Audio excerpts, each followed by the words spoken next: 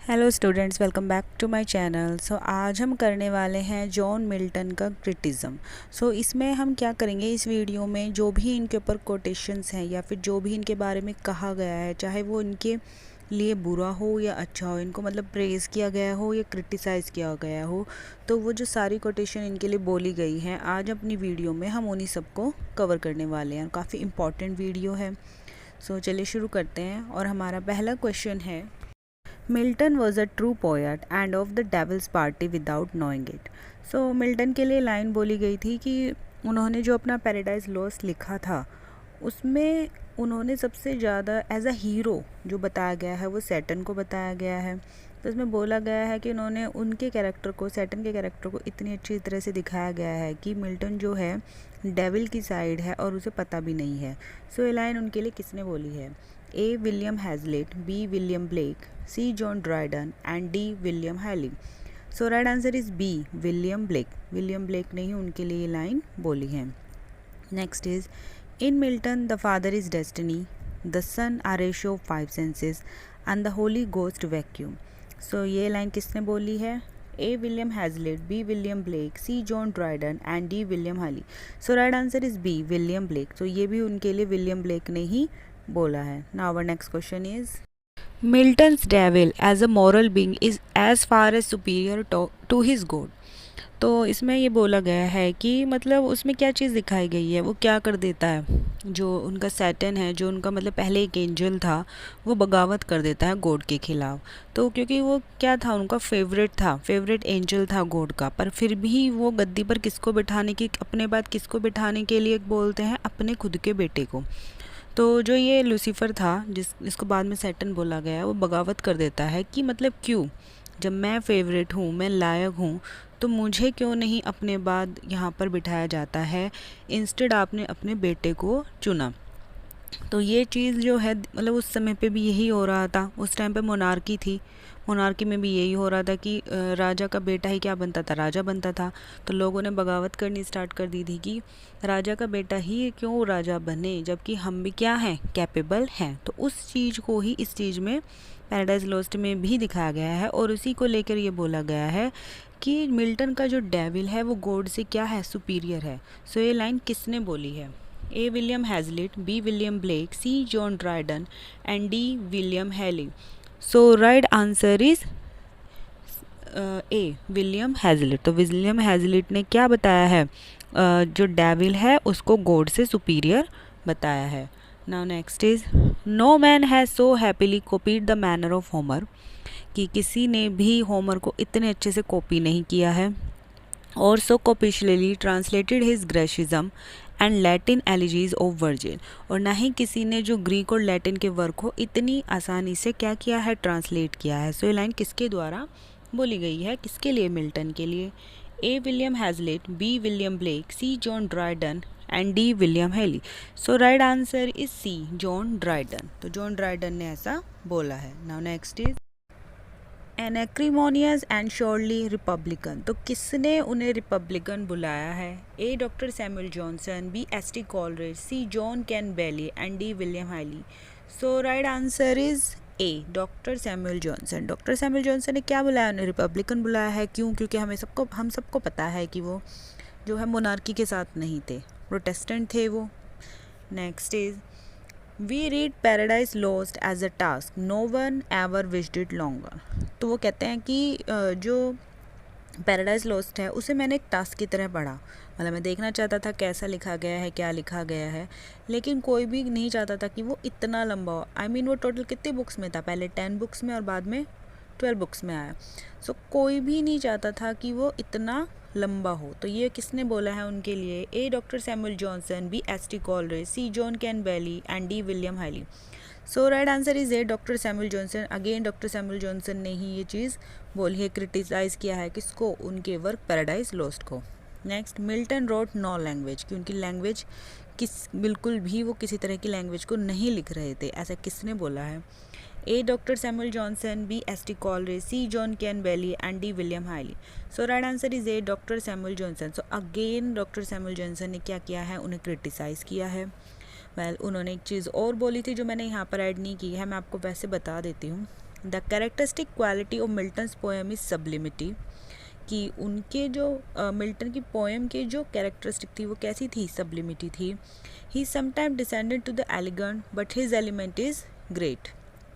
तो ये किसने बोला है, ये डॉक्टर सैमुअल जॉनसन ने ही उनके पोएम्स के लिए, उनके वर्क के लिए भी बोला, तो आपको याद रखना है। Now our next question is John Milton is in every line of Paradise Lost. तो उनके बारे में कहा गया है कि पैराडाइज लॉस्ट की हर एक लाइन में कौन थे, जॉन मिल्टन थे, कि वो पैराडाइज के लॉस्ट के थ्रू क्या कर रहे थे, अपने इमोशंस को बता रहे थे। तो जब हम उसको पढ़ते हैं, किसको, पैराडाइज लॉस्ट को पढ़ते हैं, तो महसूस कर सकते हैं कि जॉन मिल्टन जो है उसकी हर एक लाइन में है। तो ऐसा उनके बारे में किसने कहा था, A doctor Samuel Johnson, B S T Coleridge, C John Cann Bailey and D William highly.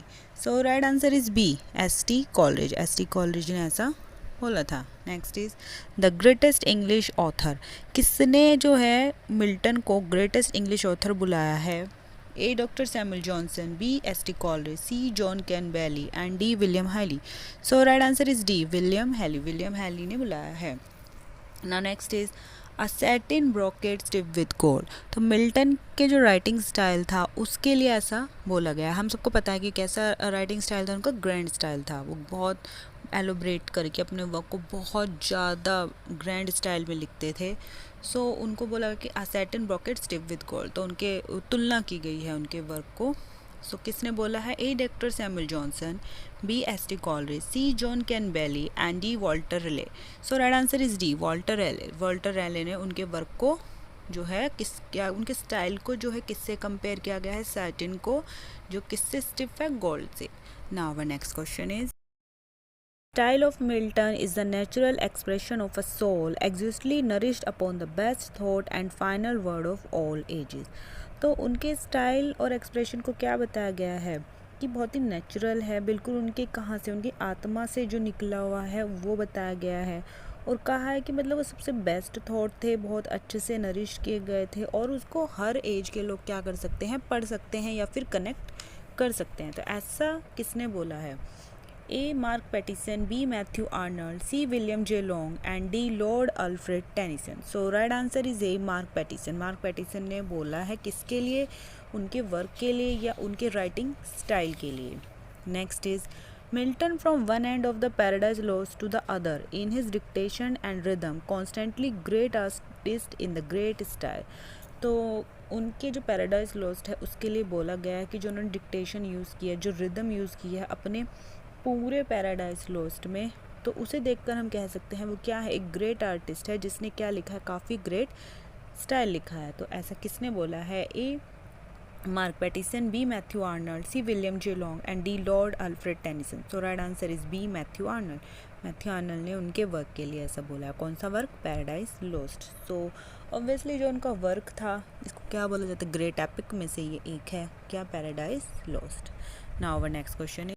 Milton is the poet of steadfast will and purpose. मतलब उनके पास हमेशा एक इच्छा होती थी, पर्पस होती थी अपने वर्क को लिखने के लिए, या दृढ़ इच्छा जिसको बोलते हैं।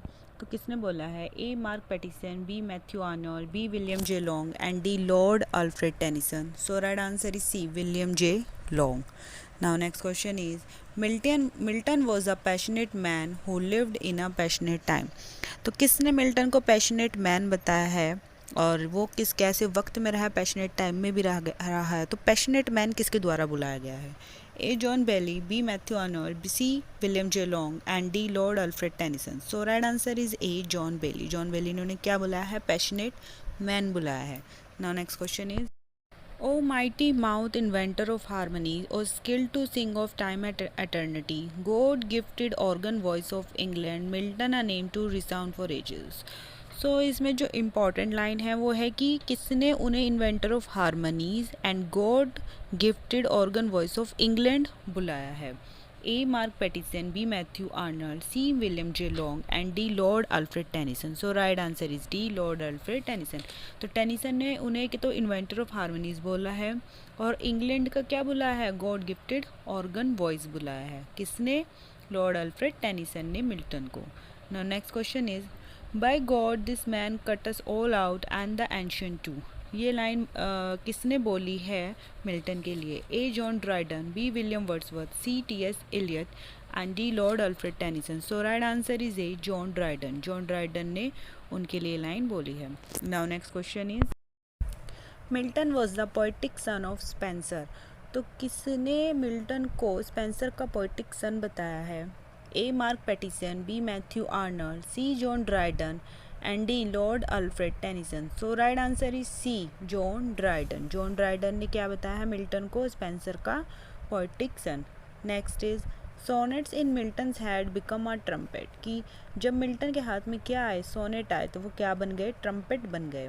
किसने बुलाया है? A William Wordsworth, B Matthew Arnold, C William J Long and D T S Eliot. So right answer is A William Wordsworth. Next is what he could do well he did better than any one has ever done. तो जो भी वो अच्छा लिख सकता था उसका वो अच्छा जो है अगर कोई और वो लिखे तो उससे वो क्या है? बहुत ज़्यादा बेटर है।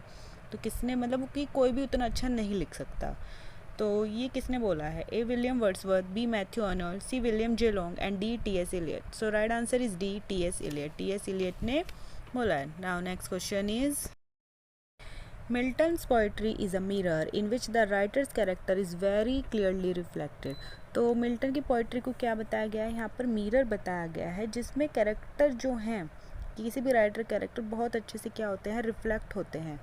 A William Wordsworth, B Macmillan, C William J Long and D T S Eliot. So right answer is B Macmillan. उन्होंने क्या बताया है? मिल्टन की पोइट्री को मिरर बताया है। So this is my last question. Thank you for watching my videos. Please like and subscribe for more videos. Okay, thank you.